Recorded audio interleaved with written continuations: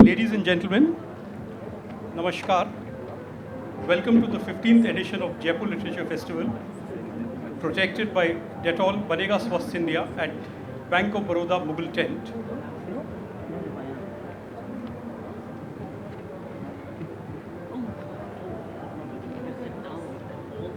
We are delighted to introduce Taking the Temperature. The session is presented by the British Council and the ArtX company. The COVID pandemic has changed the world and visions of its future. Irrevocably, we are upon a shifted trajectory. The British Council of India, in partnership with FICCI and the ArtX company, launched an urgency survey of the effects of the pandemic on India's creative economy, taking the temperature. As individuals, artisans, professionals, organizations, and the very notions of art churn in an inescapable reality, the path ahead must be healed and further forged. Experts in the arts, cultural relations, and development come together to discuss the deepening impact of COVID-19 on India and its creative economy. We have Jonathan Kennedy is the Director Arts India, British Council, and is responsible for developing the international arts and culture strategy with UK and India. Rashmi Dhanwani leads the ArtX company, a strategic consultancy for the cultural sector focused on strategy, audience development, and sector research.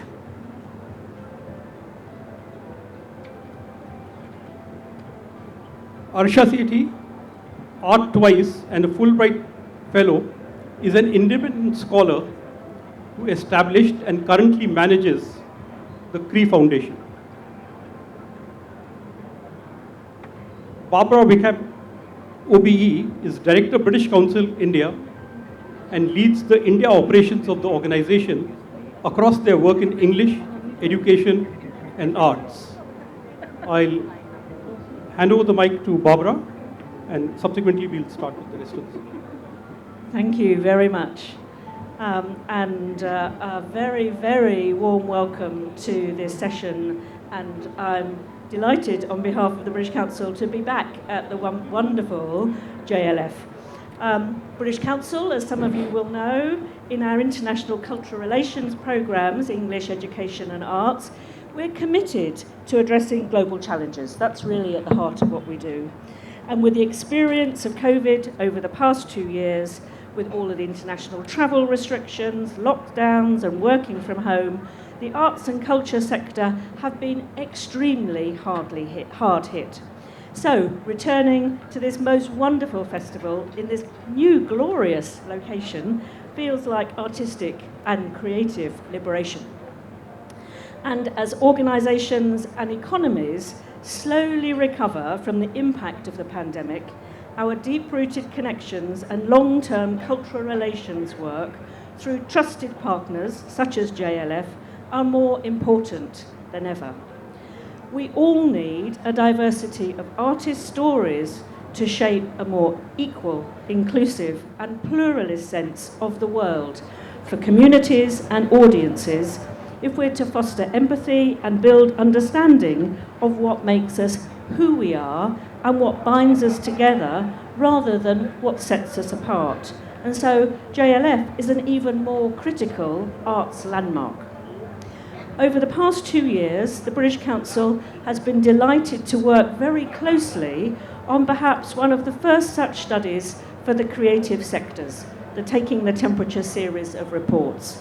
And we've done that with FICCI, the Federation of Indian Chambers of Commerce and Industry, and the ArtX company, and with the Smart Cube consultancy on the final edition of this groundbreaking series. The Taking the Temperature reports have tracked the impact of the pandemic on the culture sector in India, on festivals, crafts, the performing arts, museums and heritage, broadcast, film production, advertising and publishing. So really the whole gamut. As we know very well, the culture sector drives national wealth creation, strengthens livelihoods, and of course reflects who we are and how we live, enabling us to share our experiences and stories both at home and across borders. So, this series is the first time that the research partners have been able to capture the economic impact and social value of India's arts and culture sector. And it's done that against the country's national gross domestic product, which from the outset of the pandemic, March 2020, to November last year, unfortunately fell from 2.5% to 1.5% of that GDP. So that's from 50,000 crore to 30,400 crore. So you can see the significant drop on the economic value of the creative sector to the Indian economy. The report, in addition to outlining those figures and that impact, also makes recommendations to strengthen the creative and culture economy with a roadmap for recovery through governance, infrastructure and self-reliance after the loss and transformation that the pandemic precipitated. And the panel will be telling us very, very much more. So, just before I move on to the formal unveiling, I just wanted to say that you'll know better than anyone that, of course, India celebrates its 75th anniversary of independence this year. And we at the British Council are delighted to be partnering with the Indian Council for Cultural Relations to mark this auspicious year with a major season of arts and culture called India UK Together. And we'll be sharing more about this later in the year, including the work in the creative economy. So, back to why we're here this afternoon, and without further ado, I'm delighted to invite the panel, everyone, to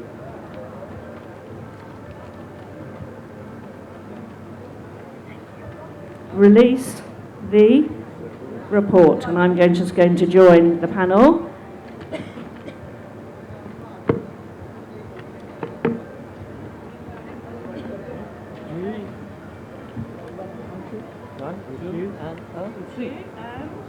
Oh, it's got double knot.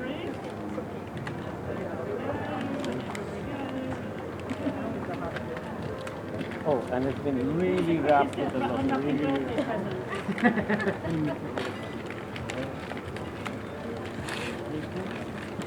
The race to get it open. Who's winning? Who was better at opening gifts?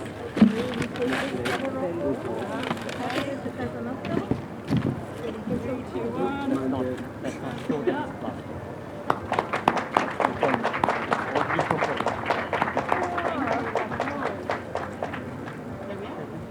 Thank you.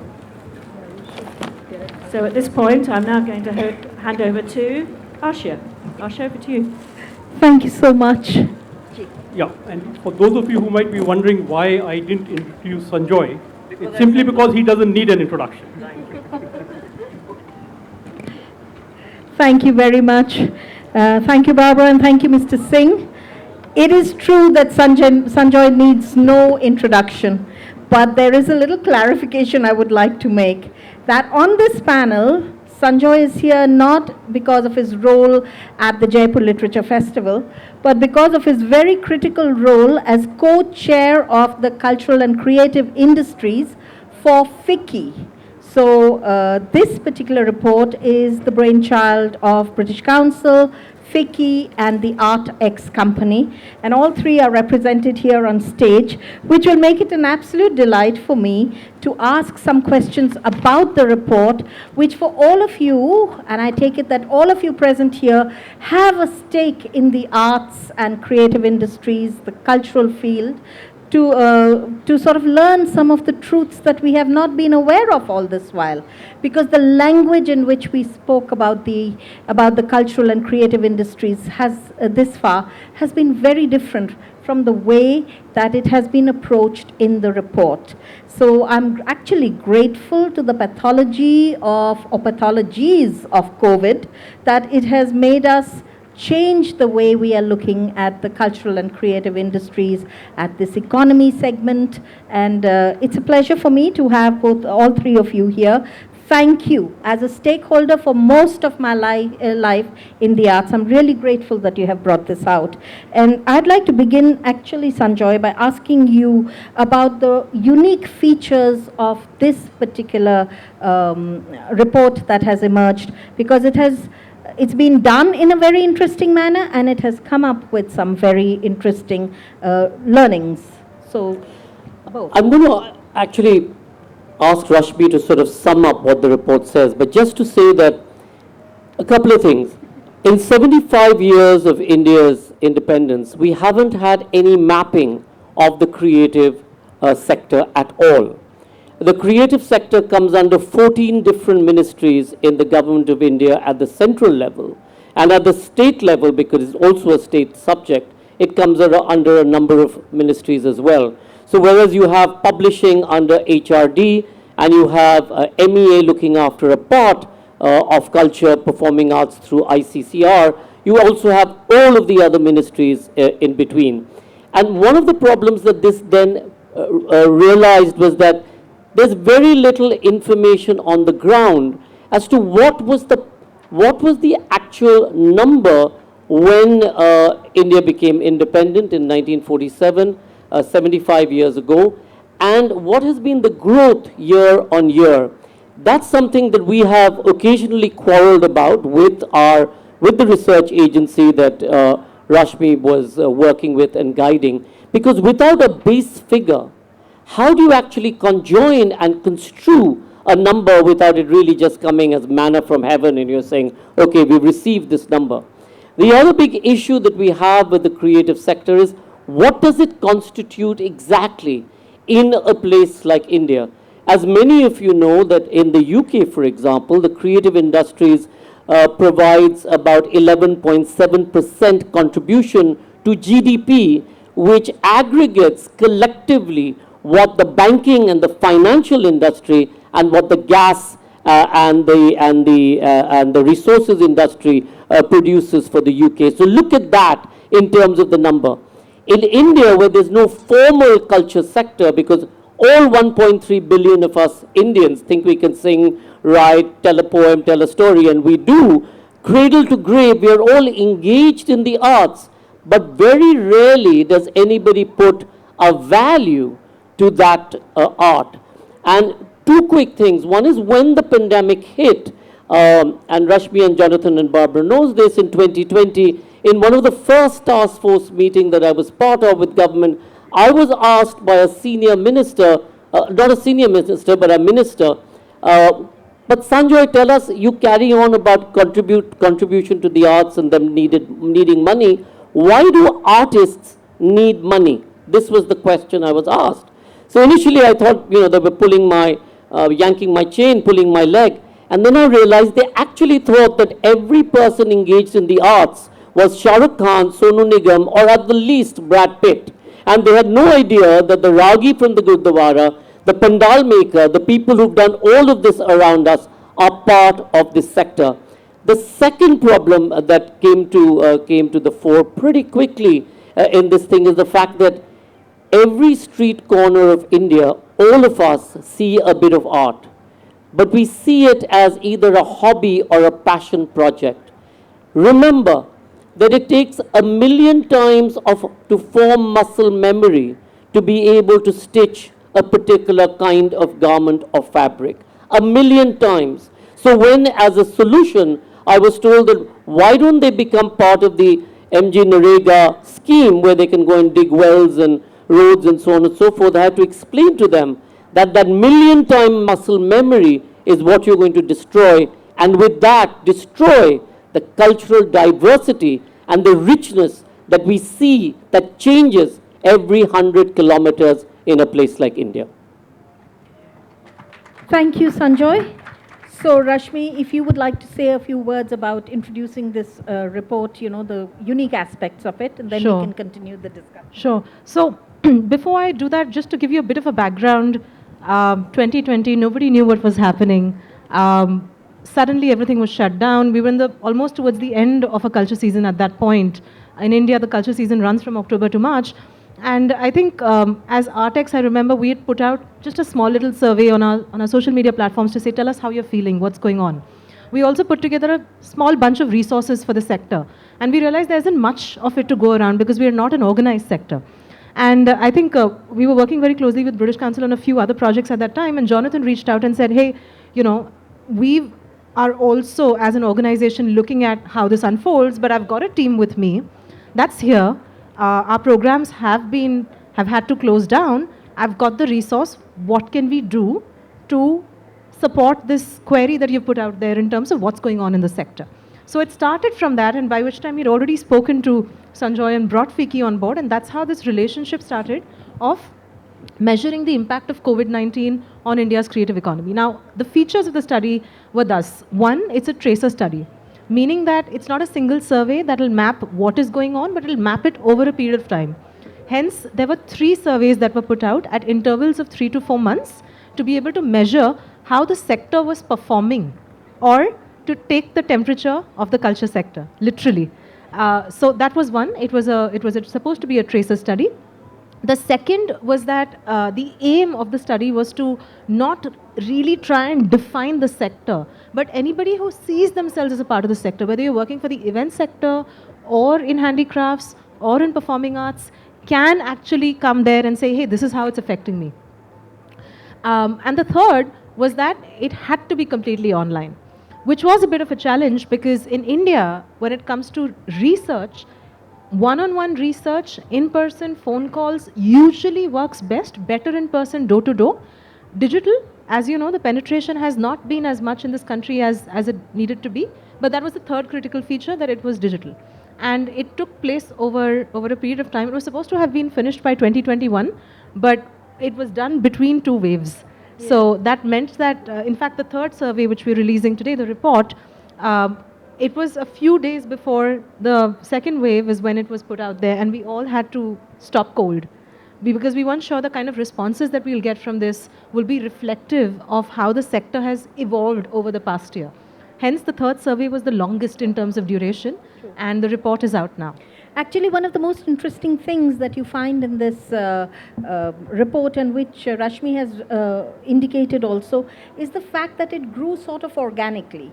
So the third part of the survey actually was supposed to be up to March or April 2021. But that's when the big second wave started. It was the cruelest.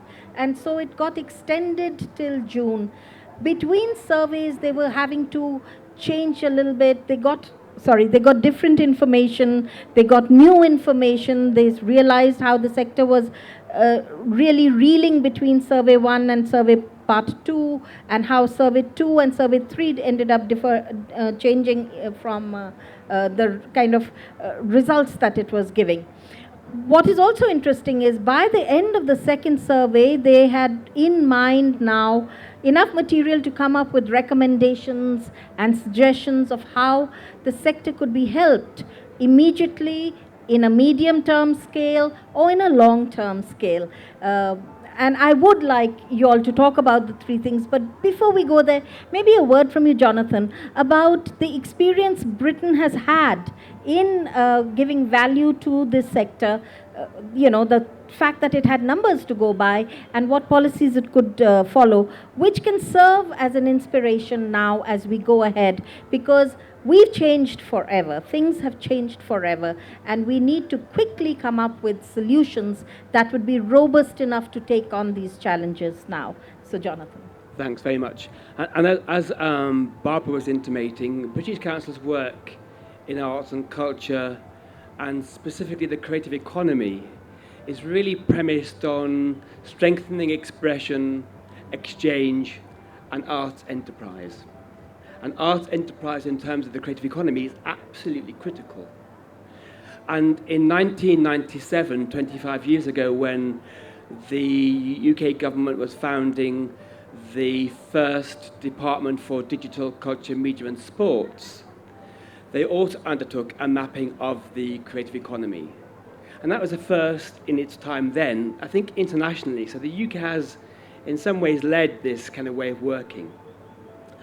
And therefore, it understands the combination of the different sectors: performing arts, festivals, heritage, monuments, publishing, AI, VR, gaming. The world has turned in this territory as well.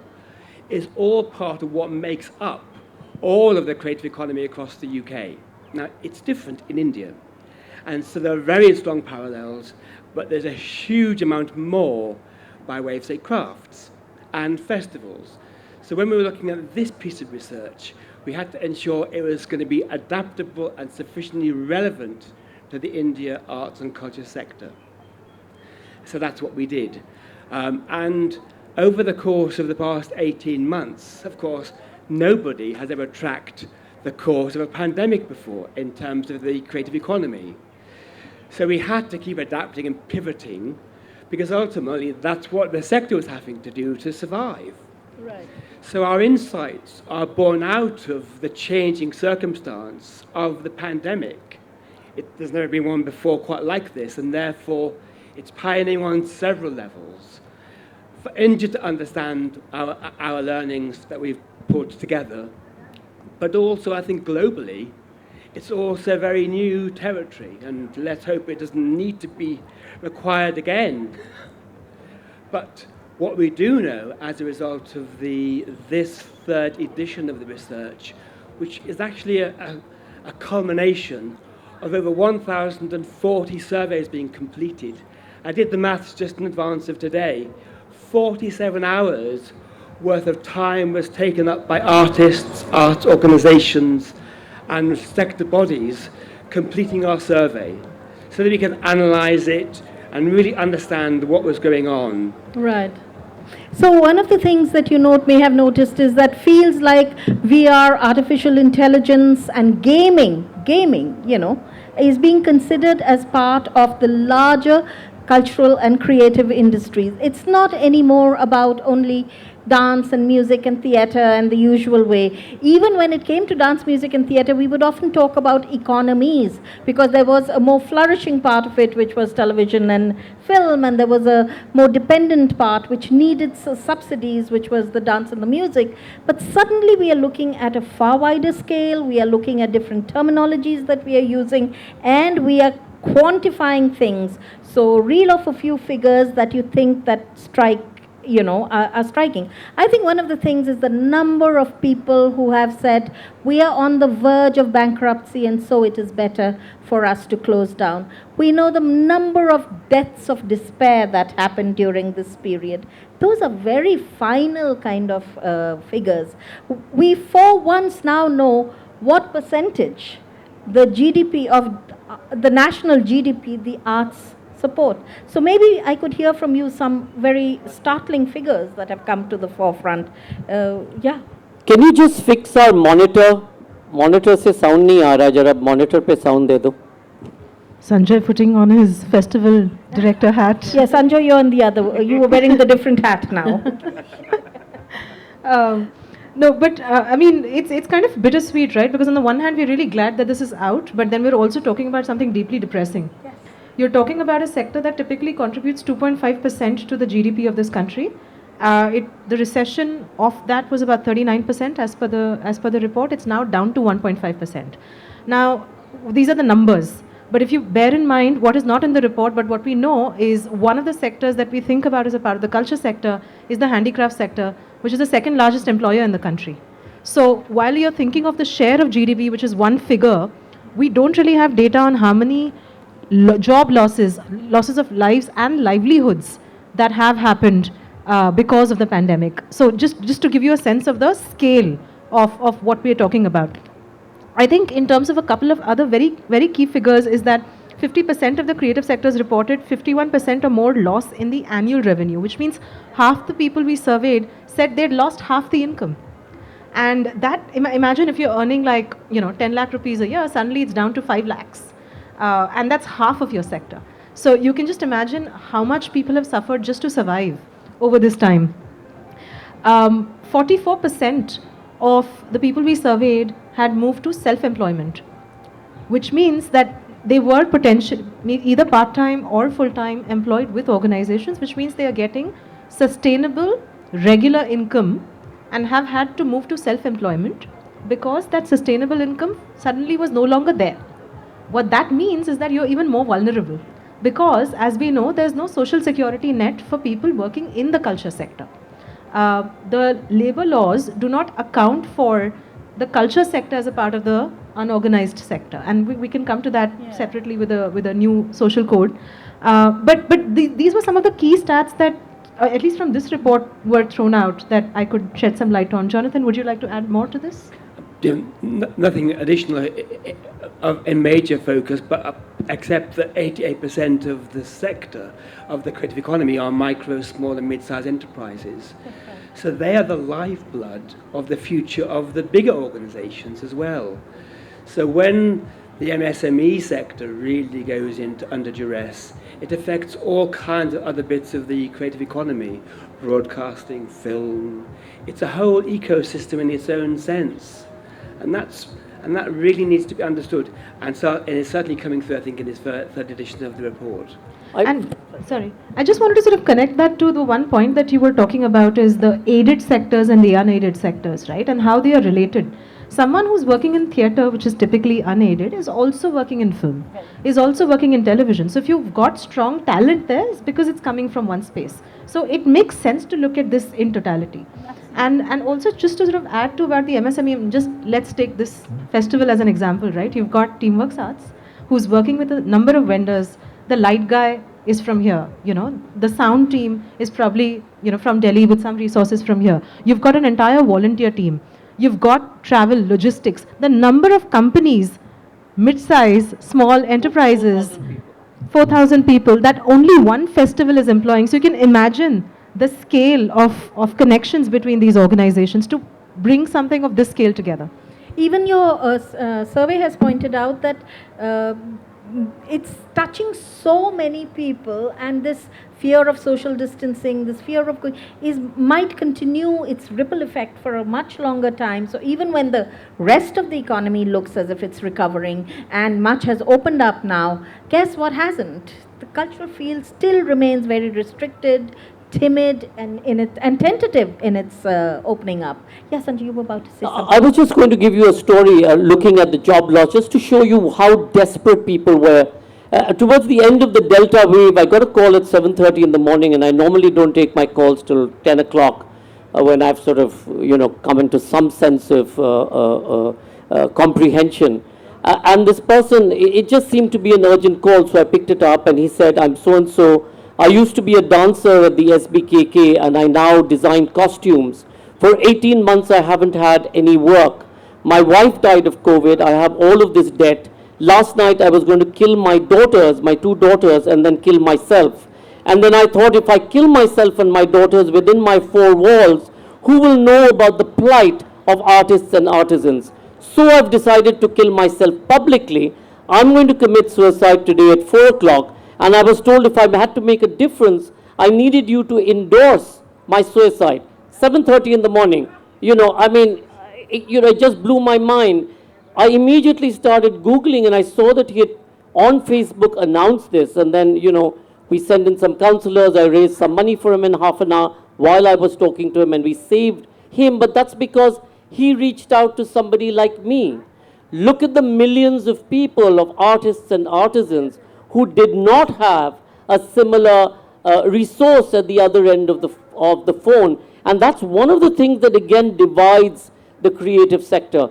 People like us who have access to language, have access to platforms like this, and people like them who, while they're artists and artisans, have zero access to any kind of facility. And some of this report represents that. And one of the things that we've been saying is, of course, you need, in earlier times, if Barmer or Jaipur had a drought or a flood, artisans and artists moved from here with their wares to the next district. What happened in the lockdown is you couldn't move anywhere. As a result, any kind of safety net that you have, which was the agricultural safety net or the migration safety net, came to a grinding halt. And that exacerbated what we are seeing and what you will read in the report, and the loss of the 49% of income. You know, the story Sanjay told is a story we all know. I think if I were to identify the pivotal point of shock for all of us in the arts, that was the point. That day when the suicide, I don't want to call it threat, I think cry for help is a far better description for it, came out, is when everybody started thinking very urgently.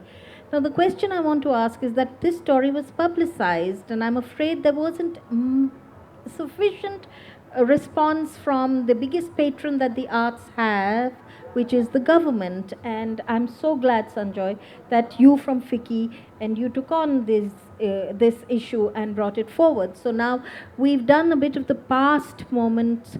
We have talked about the critical, pivotal moment of this cry from that man who was about to commit suicide. Let's talk a little bit about the recommendations. Let's talk about how things get more positive, and what were the recommendations you came up with. And I know that you've come up with recommendations that talk about immediate action. You've come up with recommendations that talk about short term, medium term, and long term. So it's a sort of scale response that you advise. Give us some ideas of what you have in mind as the longest term. Remember, there have been attempts made earlier. PPP, public-private partnership, was a term being bandied around some 10 years ago, maybe 15 years ago. Not much emerged out of it. CSR, that corporate social responsibility bill, I think 2012, was a moment of hope. What went wrong, and what are you recommending around that? Why don't that? If I start, I'll rant. Let Rashmi first do the more moderate version of it. So, just to sort of give you a sense of how we've arrived at these recommendations, I think one was, and this is coming from the second report as well, where we ventured into the territory of recommendations. One was because we wanted to be practical and look at, rather than giving lofty ideas of what needs to happen, what can you do now? What is something that you have currently as a mechanism, and how that can be altered. So the third report is actually a step further from there. We're more because we know also that this is the last survey from this set that is going to emerge. So the long term is actually built off the short term and the mid term. The short term speaks of having a creative economy task force, a group of people coming from varied sectors, stakeholders within the creative sector, who can look at the critical issues around regulatory frameworks that are hampering our growth and evolution. So having a cross-government department that looks at 11 different central level ministries that have the mandate for culture under them. So culture, even though there's a ministry of culture, culture as an aspect of operations and regulations comes under, aside from the Ministry of Culture, 10 other central level departments. So what kind of collaboration and conversation can you have between them? 14 ministries actually, yeah. And this task force can then coordinate and plan something substantial in terms of emergency packages, in terms of looking at which different kinds of laws affect the sector and where interventions need to come in. We also in the short term spoke about a national campaign raising the level of the kind of impact arts is creating or the culture sector is creating on the economy, on all of us, and developing a mid to long term policy on protecting and taking care of the enterprise around the creative sector. We also spoke about financial investment in innovation. This is all on a short-term level. On the mid-term, it was about strengthening infrastructure development, and primarily long-term looked at focusing on regulation. And this included how can you strengthen the export and import market for creative goods and services? How can you embed a tax code in the GST for the creative sector? I think 2015, just a few years back, the UNESCO Creative Economy report stated that the developing economies have a much larger share in global trade of creative goods and services than the developed economies. And that is where India was walking towards. So this having a framework that allows us to not just look at this country, but also the region and beyond the country would go a long way in creating stronger economic rationales for us to, have a place in the sun. Right. Not just ask for safeguarding, but, demand that we need this space. I'm going to give an example of this. For Brazil, for example, in Brazil, every district or every area, so say the area around Clarks, is deemed to be a district, and it would typically have a theater, a performing space, a gymnasium, a library, a swimming pool, etc. All of this gets paid for by a 1% traders tax. And in return, the traders in that region get X amount of free or subscription tickets to the shows in that theater. So what you're doing is you're ensuring that the theaters are full. You're creating spaces for local people to be able to understand and realize their brilliance or their capacity, etc. And you're ensuring that the economy keeps ticking around. The second, vital aspect in all of this, Minister Omar Gubash and Gabriela sitting here from the UAE, the SDG, the 17th SDG, the Social Development Goal, talks about collaboration. When you're talking about collaboration, it's not just interstate or intrastate. Let's look at what is it that we export out and what is it that we can get back. Finally, why are the arts important? I remember a time when the American ambassador asked me to come and speak to some business people that had come to his, to Roosevelt House in Delhi. And one of them said to me, but Mr. Roy, none of our agreements ever find fruition. And I said to him, so what do? You fly in your jet, you sign a piece of paper, you say, and congratulations, and that's it, and we're fine, and you fly out. In India, you don't do business like that. In India, you come in, and you attend somebody's birthday party, and then you go away, and you come back for their 75th anniversary of their 50th wedding or whatever, and then you go away, and you understand the culture and the tradition of the partner with whom you wish to deal with. That's what the arts does. It creates an opportunity and a window which allows you to look at other histories, philosophies, and everything around it. And in India more so, where we in India have no sense of the culture and philosophy of the Northeast, and certainly have even less sense of the culture and philosophy of much of the rest of the country, because every 100 kilometers this changes. So therefore we need a policy that allows for collaboration primarily, because today we are faced with migration between rural and urban areas, between cities, and when you're leaving your homestead, you come away and you're seen as the other. Whether it's in Maharashtra today or Bihar or Bengal, whenever there's an election, finally it comes down to, in Maharashtra it's for the Maharashtrian, in Bengal it's for the Bengali, in Bihar it's for the Bihari, yet we are all Indian. So we need the arts to be able to push back this fear of the other. And we need the arts to be able to create an opportunity to innovate. Because at the end of the day, in our terminology of or the way we do business in India is jugaad or make do. What we have to move to is jugaad or make possible. It is an opportunity. I'm so glad you brought up the issue of the Northeast. And Rashmi, I want to mention this to you. Actually, I wanted to say it at that time, but we were in the flow of the discussion. Once before, subjects have been mainstreamed in India. You talked about only 14 ministries that are somehow or the other tangentially or may directly deal with the arts. Directly, Arshiya. Not okay. tangentially, okay. directly. Okay, directly deal with the arts. But once before that, in the case of HIV and the Northeast, we had the mainstreaming of these two subjects across the board. Every ministry had a budget to deal with HIV and had a budget to deal with Northeast, right? So maybe we need something like that across the board there has to be this consciousness about what the arts mean. And they are not about entertainment alone. They're not about identity alone. They are not only about the economic angle. They are about all of this and much more. Its potential has not even begun to be tapped. In which case, do we need a cultural policy now? Arshiya, can I just disagree? We need less government. We need less government interference. What we need is good policy. We need good taxation, and we need to empower each and every person who wants to realize his or her potential. What we don't need is government telling us what we should do, what we shouldn't do, what we should eat, what we shouldn't wear, or what we should be doing in their form. Wonderful. Sorry, I went on to my rant. Turn out to be very, very prescriptive, so I'm glad that you have said that. Despite that, if you want to upscale things, sometimes you need to carry the government with you. Carry the government with you. Don't go out to the government. I would say let's understand what does a policy do. A policy is a set of structured frameworks that allow you to understand the domain that you're operating in. Oh, okay. A policy is a mechanism that allows you to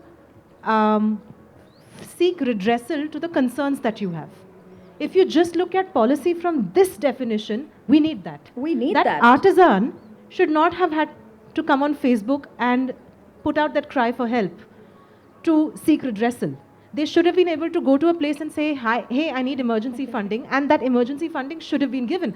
That's their right. We need to talk about it not from the perspective of safeguarding, from the perspective of human rights. Human rights, absolutely. And I think that's what we need to concentrate on when it comes to policy. And this particular person was able to get onto Facebook and carry his message on to many people with one click of the button. But many, many people across different parts of India suffered terribly during this period. Okay, I've just figured out that this board here is telling me how many minutes are left. So it tells me 5 minutes and some few odd seconds are left. And I really think that we need to open it to the people because this is a subject that touches everyone's hearts. So let's begin from that end. Yes, sir. Yes, please. And then the lady here and next to you. But first we'll deal with the lady in the second. Yes, please. Hi everyone, I am BK Jha. A very interesting session on creative industry or sector. However, I see some contradiction in Sanjoy's what he said about operation and regulatory clarity. And on the other hand, he says that there is no need of maximum government intervention. You apparently talk about collaboration and you said about PPP. So, what conclusion we are arriving at, like whether we need a cultural policy which guides us about the entire ecosystem of creative industry, or we just be within ourselves, within the stakeholders of the sector, collaborate, as you said, PPP in other sectors, they are very successful. So, is that can happen in the sector as well? Thank you, Mr. Jha. I'd like to take the next question so that we can answer it quickly together. I come from a creative industry of design and art. I just want to ask, as an individual, how can I help, small artists or small designers? Because I know how I suffered during pandemic, so I just want to know how I can help. Thank you for asking that question. Such a well-positioned question. Yes, yours, please. So, good afternoon. I am a software engineer, and recently I made a piece of a deep learning model, which is, in short, artificial intelligence, which created a 7 minutes of music piece of piano and flute notes. We have talked about the past 2 years. If we talk about future, artificial intelligence, deep learning comes into so much of industries and taking over these industries, and craft industry is one of them. We have Google DeepMind working onto Magenta, which is an artificial intelligence model working on music. Right. So what do you think that according to these era of technology, will the real craftsmanship lose its integrity and beautiful way that it is going on right now? Thank you so much for your question. Are there any other questions? If there aren't, I'd like the team to begin answering. Let's start with you, Jonathan. I'll take the last question first, if I may. I don't think they're exclusive. I think handmade and artisans is part of India's DNA. It's what makes it so special. Finding new ways of monetizing online through sales platforms, artisans' work, and access to those skills online is really important. And we've seen progress over the past 2 years in that direction. We know that, care of JLF, care of other festivals, 97% of the arts and culture sector have moved online. 27% are now generating income from online. But clearly there's some more distance to go along on that journey. In terms of creating art and AI and VR and gaming and NFTs and cryptocurrency, this is all the brave new world that we're still exploring. So I think it's both, not one or the other. Right. Rashmi, what is your input for all the 3 questions, including what the young lady wants to know? Yeah, just a response to the question about AI. I think first is we need to stop thinking about art as a fossil. We need to think of it as an evolving mechanism, because that's what it is. You have a textile weaver from one part of the country seeing something in the market from another part of the country and adopting that weave. What happens to copyrights? It goes out of the window. So we've got like some excellent context for thinking about inspiration and creativity, and that should be shared. And that actually speaks to, sir, your question about policy. I think, again, I go back to this idea that what policies need to do is they need to enable evolution of the sector through mechanisms by which people can exchange and not feel insecure because they don't know where they belong. And that sense of belonging is to a certain extent what policy does. And I know that that part of the question was largely meant for Sanjoy, but I think it's really important for us to understand what are the frameworks that exist that we can access. So one example around that is, we were just talking about this earlier. There's the draft bill for social security. It's a code that was supposed to have been released in 2020. And that, for the first time, acknowledges the gig economy, of which the creative sector is a part, but nowhere legally. So there is an association of, the ride-sharing apps and your Zomatos and everything, which actually petitioned to the Supreme Court, making sure that they become a part of the unorganized sector under the Unorganized Sector Act of 2008, thereby becoming a part of the gig economy. There is no voice of the culture sector in there. So this is what we're talking about. There are frameworks that exist, but there is no channel for us to access that. And that is connecting your question. How you can help us figure out where those channels are and try and at least become a part of it, become aware. I'll give you a few right now. One is a group that we run called Arts and Culture Resources India. It's a Facebook group as well as a website where we share information on the culture sector specifically. So it's not about the kind of dance evolution that Anita Ratnam has created, but how does the dance sector or the education sector structured? You can actually participate in a session on Monday, which is on the literature sector and a roundtable around the translation market. So spaces of that sort. FICCI and CII both have creative industry task forces. You can have a chat with Sanjoy after and see how you can get involved in that depending on where you're living. The third, of course, I would say is subscribe to as many newsletters as you can.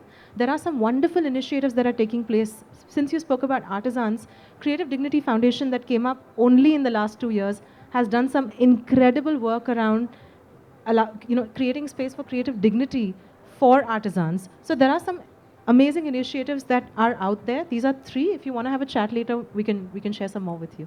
So what each person can do is, rather than ask for a free pass for a dance performance or to come to the literature festival where we get requests every second, you can buy your pass, you can buy your ticket to go to a performance, you can buy a piece of art, you can buy a piece of craft, and ensure that when you're buying that, remember that even the humble clay pot or the clay diya, which you would buy for ₹2 and you would haggle with the lady on the footpath, remember that lady has done it generation after generation, decade after decade, to be able to steady that potter's wheel. You try and do it, and you'll see you won't be able to do it. So first, let's value what the artisan and what the artist brings to the table, and in valuing that, pay for it.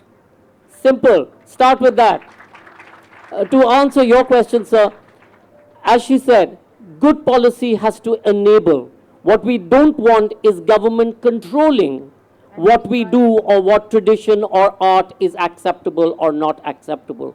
In today's global village, we all have to collectively work towards preventing war and violence, because all war and all violence invariably is against women and children. So can we ensure that the arts are able to do that and have good policy to do so? On a slightly facetious note, as far as the meta-universe goes, Lord Macaulay, when he traveled through India in the early 19th century, went back and said to Parliament, these are very intelligent people in India. The only way to be able to dominate them is to understand their culture and educate them so that they feel that their culture and education is less superior than ours. People like Google, who want to control our minds, and their interest and investment in the arts, I equate, and I'd like to make a substantial this thing here, that it's my personal opinion, not on behalf of any organization or whatever. I believe that there are larger agendas at the fore, and this is something that we need to look into and inquire very carefully into. Thank you. Thank you very much, Sanjoy, for putting it absolutely in the right perspective. It is about looking at an enabling environment for the arts and creative industry, culture and creative industries. It's not about depending on a government, it's about being truly Atmanirbhar and jointly Nirbhar. No one can do it Atmanli, okay? We can all do it collectively, but then it is possible. And then this report will speak to us loudly and for many years to come. Thank you so much for your attention. Thank you for sharing your ideas and time with us. Thank you so much. I just want to remind you the copies of the report are available at the tent there. Please get a copy. If you don't, I'm looking at you. Just kidding. Please get it.